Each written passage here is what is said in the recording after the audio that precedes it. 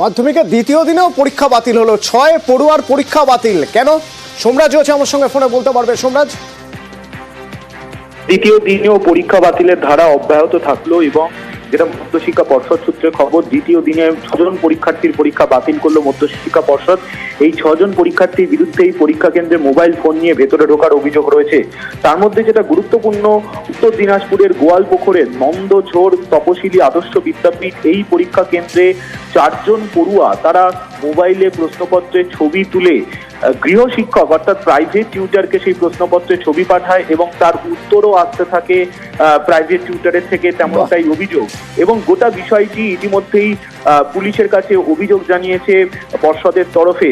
কিন্তু এইভাবে প্রতিনিয়ত প্রশ্নের উত্তর আসা, যা পরীক্ষা শুরু 2 ঘন্টা বাদে ধরা পড়ে, মূলত পরীক্ষা কেন্দ্রে দায়িত্বে থাকা যারা ইনভিজিলেটর অর্থাৎ যারা নজরদারির জন্য শিক্ষক শিক্ষিকারা ছিলেন, তারাই মূলত গোটা বিষয়টিকে হাতে নাতে ধরেন এবং প্রতিনিয়ত গৃহশিক্ষকদের থেকে প্রশ্নের উত্তর আসছিল, তেমনটাই মধ্যশিক্ষা পর্ষদ তথ্য পেয়েছে। ইতিমধ্যেই পুলিশের কাছে গোটা বিষয়টি নিয়ে অভিযোগ জানাচ্ছে মধ্যশিক্ষা পর্ষদ। কিন্তু দ্বিতীয় দিনে 6 জন পরীক্ষার্থীর পরীক্ষা বাতিল করলো, অর্থাৎ গতকাল 3 জন এবং আজ 6 জন, এখনো পর্যন্ত 2 দিনে মোট 9 জন পরীক্ষার্থীর পরীক্ষা বাতিল করলো মধ্যশিক্ষা পর্ষদ। ধন্যবাদ। ফোন নিয়ে গিয়েছিল পরীক্ষার হলে, পরীক্ষা বাতিল।